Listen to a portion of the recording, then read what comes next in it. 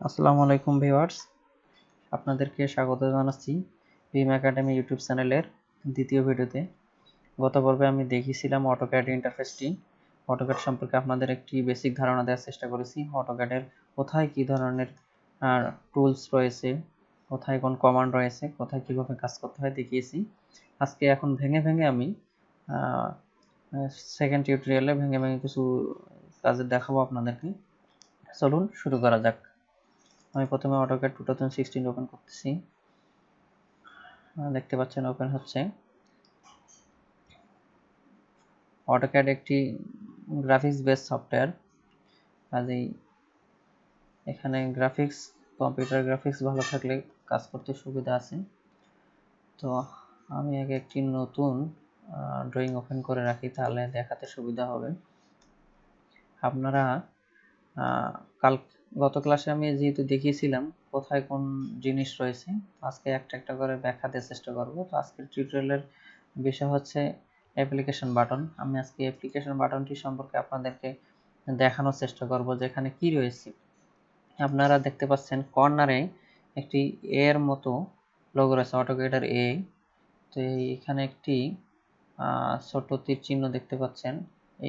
এখানে যদি ক্লিক করেন একটা ডায়ালগ বক্স ওপেন হচ্ছে। এই ডায়ালগ বক্সের মধ্যে দেখতে পাচ্ছেন প্রথমে রয়েছে নিউ, তারপর open, save, save as, export, publish, print, drawing utilities and close. তো আসেন আমরা প্রথমে একটা থেকে শুরু করি। প্রথমে রয়েছে নিউ। আপনি যদি একটি নতুন ড্রয়িং শিট ওপেন করতে যান, দেখা যাচ্ছে যে একবারে নতুন একটি শিট নিয়ে কাজ করবেন, সেই ক্ষেত্রে আপনি নিউ এ ক্লিক করবেন। আসেন আমরা একটা নতুন শিট ওপেন করে দেখি। নিউ ক্লিক করার পরে এখানে আরেকটি ডায়ালগ বক্স অপশন হয়ে গেছে, এখানে লেখা আছে ক্রিয়েট এ নিউ ড্রয়িং। তো আমরা এই ড্রয়িং এর মধ্যে ক্লিক করব। করার পরে সেই গত ক্লাসের মতো যেমন দেখেছিলাম একটি টেমপ্লেট ওপেন হয়। এখানে অটোক্যাডের বাই ডিফল্ট কিছু টেমপ্লেট রয়েছে। তো আমরা এখানে এখানে সিলেক্ট করে ওপেনে ক্লিক করব, তাহলেই আমাদের ড্রয়িংটি ওপেন হয়ে গেছে। এখন আমরা আবার অ্যাপ্লিকেশন বাটনে ক্লিক করব। আমরা নিউ যেহেতু দেখলাম, এখন ওপেনে যাব। আমরা ওপেনে কি রয়েছে দেখি। দেখা যাচ্ছে যে আমাদের আগে যে সকল ড্রয়িং রয়েছে সেগুলি ওপেন করতে গেলে আমরা ওপেন বাটনে ক্লিক করব। ওপেন বাটনে ক্লিক করার পরে আমরা কি করব, ওপেনে ক্লিক করলে আমাদের কম্পিউটারের হার্ড ডিস্কে চলে যাচ্ছি। আমরা এখানে গিয়ে আমরা দেখব আমাদের কোথায় কি ফাইল রাখা আছে। আমরা দেখি, আপনাদেরকে দেখাই। আমার কম্পিউটারের ড্রাইভ রয়েছে, আমি লোকাল ডিস্ক ইতে গেলাম। ইতে গিয়ে আমার এখানে প্ল্যান রয়েছে, আমি এখান থেকে একটা প্ল্যান ওপেন করব। আমি এই প্ল্যানটি ওপেন করতেছি।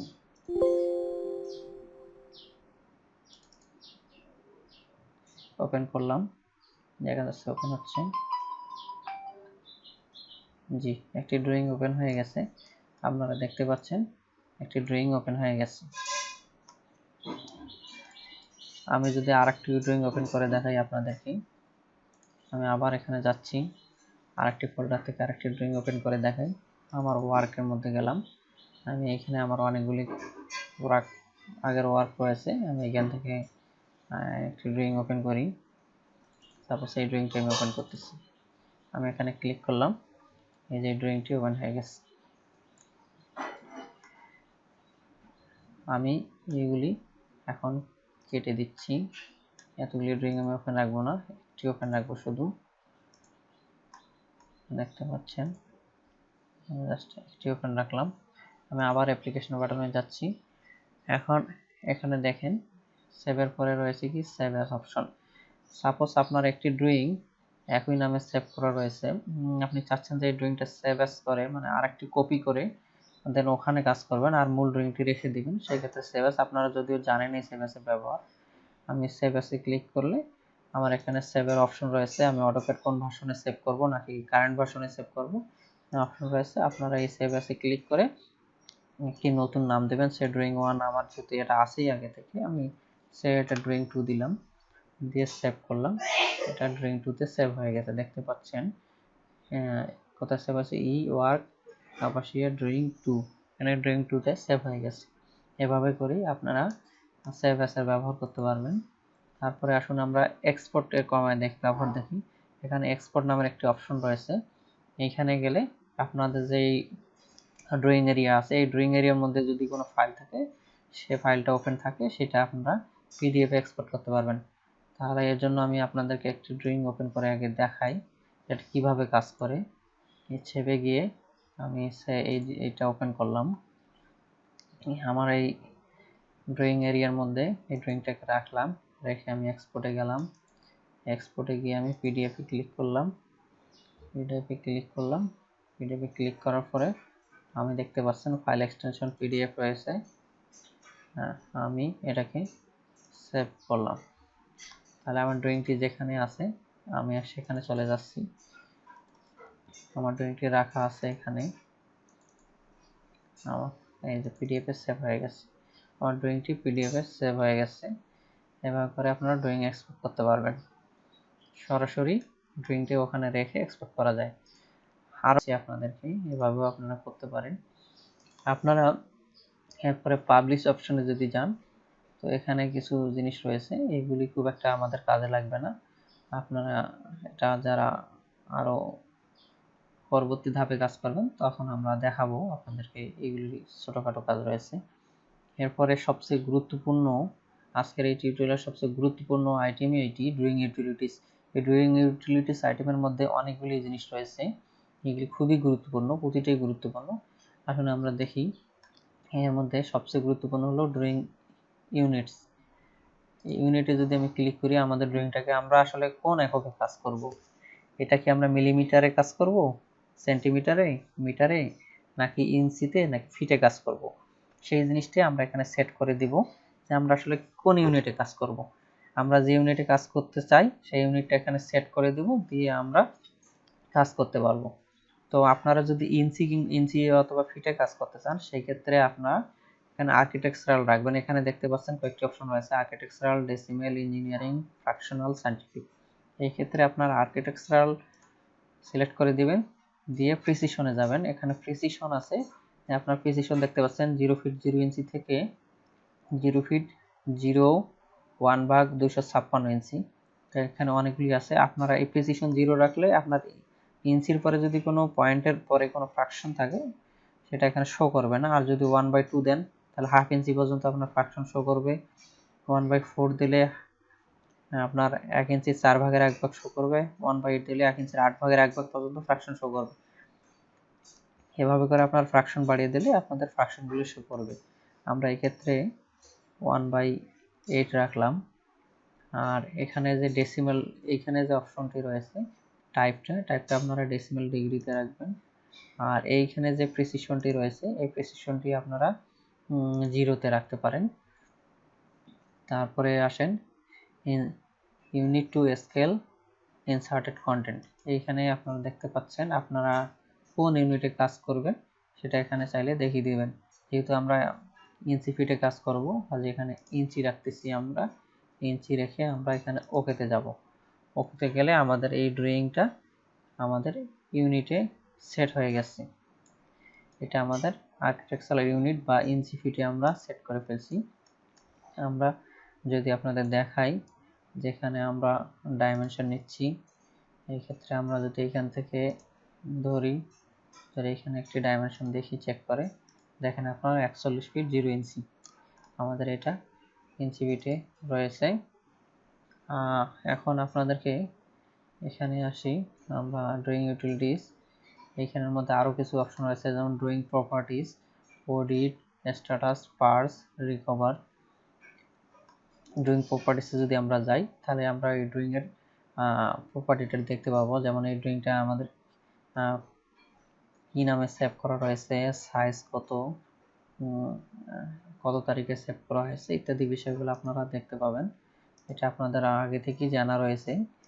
একটা ড্রয়িংয়ের যে কোনো ফাইলেরই আমরা যদি প্রপার্টি দেখতে যাই, এটা দেখতে পাবো এখান থেকে। এখানে আরও কিছু অপশন রয়েছে, এই অপশনগুলি আমি আপনাদের এখন দেখাবো না, পরবর্তী সময়ে দেখাবো। যেমন পার্জ রয়েছে, পার্জের কিছু কাজ রয়েছে, আমি আপনাদের পরে দেখাবো পরবর্তী কোনো ক্লাসে। এর মধ্যে একটি কমান্ড বাদ পড়ে গেছে, প্লট কমান্ড বা প্রিন্ট কমান্ড।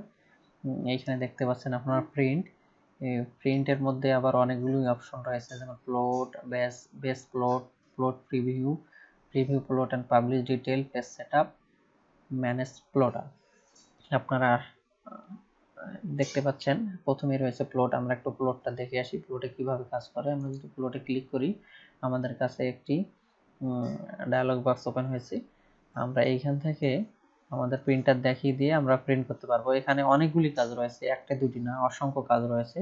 আমি যদি এখন আপনাদের দেখাই নতুনদের জন্য, আপনারা মনে রাখতে পারবেন না, কাজে আমি এটাকে এই মুহূর্তে স্কিপ করে যাচ্ছি। আমি যখন পুরো কাজ যখন বিল্ডিং এর পুরো প্ল্যান কমপ্লিট করে দেখাবো আপনাদের, তখন আমি এই প্লটের কাজটা ধারাবাহিকভাবে আপনাদেরকে শেখাবো। এখানে অনেকগুলি বিষয় রয়েছে। তারপরে যদি আমরা প্রিন্ট ট্যাবে আবার ক্লিক করি, তাহলে এখানে দেখতে পাচ্ছেন বেস প্লট সেম। এখানে আসলে আমরা বিভিন্ন কাস্টমাইজ করে কিছু প্লটের সেটিং তৈরি করতে পারবো। এই জিনিসগুলি আছে এখানে। এটাও আমি পরবর্তী সময় আপনাদেরকে দেখাবো। এগুলি অ্যাডভান্স লেভেলের কাজ। আপনারা যেহেতু বিগিনার লেভেলে আছেন, কাজে ইন্টারমিডিয়েট লেভেল মাঝখানে, তারপরে অ্যাডভান্স লেভেল। আমি এই কাজগুলি আপনাদেরকে অ্যাডভান্স লেভেলের টিউটোরিয়ালে দেখাবো। তারপরে প্রিন্টের অপশন আসলে প্লট প্রিভিউ করতে পারবেন। তারপরে আপনারা দেখতে পাচ্ছেন প্রিন্ট অপশনে ক্লিক করার পরে আপনারা আরো কিছু অপশন দেখতে পারবেন, view plot and publish detail, page setup. এখানে গিয়ে আপনারা পেজ সেটআপ করতে পারবেন। তো এই জিনিসগুলি একটু অ্যাডভান্স লেভেলের কাজ, আমি আপনাদেরকে এখন দেখাবো না এই মুহূর্তে, যেহেতু আপনারা মনে রাখতে পারবেন না বা আপনাদের এই মুহূর্তে কাজে লাগবে না। আগে আপনাদেরকে বেসিক জিনিসগুলি জানতে হবে। তারপর সবার শেষে যে অপশনটি রয়েছে ক্লোজার অপশন, আমরা যে এখানে ক্লিক করি আমাদের ড্রয়িংটি ক্লোজ হবে। দেখতে পাচ্ছেন একটি ডায়ালগ বক্স আসছে, এখানে কি আছে সেভ। আমরা যদি ড্রয়িংটি সেভ করতে চাই তাহলে সেভ হবে। যদি নোতে ক্লিক করি তাহলে আমাদের অটোক্যাডটি ক্লোজ হয়ে যাবে, ফাইলটি ক্লোজ হয়ে যাবে। আমার ফাইলটি ক্লোজ হয়ে গেছে। আমি যদি চাই এখন বের হয়ে যেতে, এখানে কর্নার ক্লোজে ক্লিক করে আমি বের হয়ে যেতে পারবো। অ্যাপ্লিকেশন বাটনের ব্যবহার মোটামুটি আমি আপনাদেরকে দেখালাম। এখানে আরও বেশ কিছু অপশন রয়েছে, যেমন এই কর্নারে পাশে একটি আইকন দেখতে পাচ্ছেন, এখানে অপশনের নাম আছে অপশন। এই অপশনে গেলে আবার আরেকটি বড় ডায়ালগ বক্স ওপেন হবে। এখানে আবার অনেকগুলি মেনু রয়েছে, যেমন file, display, open save, plot, publish, system, user preference, drafting, modelling, selection, profile, online. এখানে অনেকগুলি কাজ রয়েছে, কিছু সেটিংস রয়েছে। এখানে আমরা আসলে কাজ করার সময় বেশ কিছু সেটিংসের প্রয়োজন হয়। আমি এই সেটিংসগুলি কাজ করতে করতে কখন কোনটা লাগতেছে আমি আপনাদেরকে এখানে দেখাবো। এই মুহূর্তে পুরোটা দেখালে আপনারা ভুলে যাবেন, কাজেই আমি এটা আপনাদেরকে পরবর্তী সময় দেখাবো ইনশাল্লাহ। আজকের ক্লাস এই পর্যন্তই। পরবর্তী ক্লাসে ইনশাল্লাহ আমরা এই রিবন ট্যাবে যাব। এখানে অনেকগুলি রিবন রয়েছে, আপনাদেরকে গত ক্লাসে দেখিয়েছি। এই কোন রিবনের ভিতরে কি কি টুলস রয়েছে, আমরা সিরিয়ালি এই টুলসের ব্যবহারগুলি আমরা দেখব। তো আজকের এই ক্লাসে আপনারা সময় দিয়ে ধৈর্য ধরে দেখলেন এবং শেখার চেষ্টা করলেন, এই জন্য আপনাদেরকে আন্তরিকভাবে ধন্যবাদ জানাচ্ছি। আপনারা যদি অটোক্যাডের কাজ জিরো থেকে শিখতে চান, একবারে নতুন থেকে শিখতে চান, তাহলে আপনারা আমার এই চ্যানেলটি সাবস্ক্রাইব করে বেল বাটনে ক্লিক করে রাখুন, যেন কোনো ভিডিও মিস হয়ে না যায়। পাশাপাশি আমার ভিডিওতে একটি লাইক দিতে পারেন, এবং আপনাদের যদি কোনো প্রশ্ন থাকে, জানার থাকে, কমেন্ট বক্সে কমেন্ট করে জানাতে পারেন। আমি আপনাদের উত্তর দেওয়ার জন্য চেষ্টা করব ইনশাল্লাহ। তো ধন্যবাদ সবাইকে। আসসালামু আলাইকুম।